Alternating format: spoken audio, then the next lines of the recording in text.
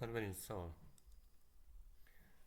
X kationi +1 oksan darajasiga ega bo'lgan 0,348 gram sulfit tuzi kaliy dixromat eritmasi bilan kislotali sharoitda qoldiqsiz reaksiya kirishdi. Mana metal sulfit plus kaliy dixromat plus sulfat kislota chiqadi.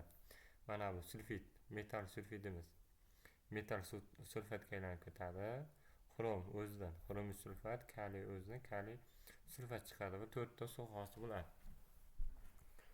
Okslarni qaytarishga qo'yib tenglashtiramiz. Mana bu okslarni qaytarishga qo'yib tenglashtirganimizda metal +1 deyapti. +1dan bunga +1 ga o'taveradi, o'zgarmaydi. Mana xrom o'zgaradi. Bo'ldi. Va oltin gurtukni o'zgaradi. Keyingisi olinayotgan xromli modda, xrom 3 sulfat, kaliy gidroks va suv vodorod peroksid bilan reaksiya kirishadi. Biz bilamizki, vodorod peroksid ishqoriy muhitda suvda hosil qiladi. Kaliy xrom sulfat bilan reaksiya kirsa kaliy xromat va kaliy sulfat va suv hosil bo'ladi. Tenglashtirib oldik. Endi olingan mana bu kaliy xromatimiz xlorid kislota bilan reaksiya kirishadi. Xrom 3 xlorid, kaliy xlorid 3 ta suv va 3 ta xlor va 8 ta suvda hosil qildi mana. Bu yerda xlor gaz bo'lib chiqib ketyapti. Shundan foydalanib mana bu yerga yozib qo'yibdi. 124,65 kilopascal 27 gradusda.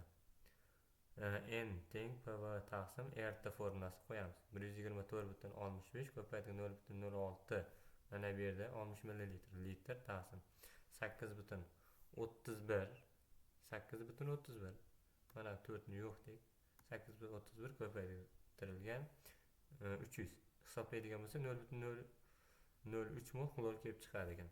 2 moldan 2 mol, 4 mol, 3 mol bo'ladigan bo'lsa 0,003 mol xlordan qancha deb olamiz? 0,004 mol kaliy xlorid, 0,002 mol xrom xlorid, 0,002 mol kaliy xromat hosil bo'ladi. Demak, mana bu qismdan 0,002 mol kaliy xromat hosil bo'lgan ekan. 1 moldan hosil bo'ladi 2 mol kaliy dixromat, 0,002 moldan qancha deb propozitsiya tuzadigan bo'lsa 0,001 mol xrom sulfat tuzi hosil bo'lgan. Bizda 2 moldan 3 mol kaliy sulfat hosil bo'ladigan bo'lsa 0,002 moldan qancha deydigan bo'lsa 0,003 mol kaliy sulfat hosil bo'lyapti. Bizda xrom sulfat hosil bo'ldi 0,001 mol. Mana bu qismda 0,001 mol hosil bo'lgan. Mana 0,348 dan hosil bo'lyapti 0,001 mol. 1 moldan qancha desam 348 gram metal sulfit tuzi hosil bo'lgan. Metal sulfit tuzi. Metal sulfit tuziniki 348 gram hosil bo'ldi. Endi qarang, 348 gram tuz 3 mol tuzniki. 3 ga bo'ladigan bo'lsa 1 mol metal sulfitning massasi 116 kelib chiqdi. SO3ning massasi 80, aytishimiz 36. Metalda nechta desak 2 deymiz. 2 o'ltirishimiz 18. Bu ammoniy tuzi. Ammoniy ioni. Ammoniy. Mana X kationi aniqlang. Javob ammoniy. To'g'ri chiqdi. Bizda bo'ldi. Mana 4 mol sulfat kislotadan 1 mol hosil bo'ladigan bo'lsa 0,001 moldan qancha sulfat kislota deydigan bo'lsa 0,004 mol sulfat kislota ketdi. Kaliy dixromatning miqdori 0,001 mol kaliy dixromat ketdi.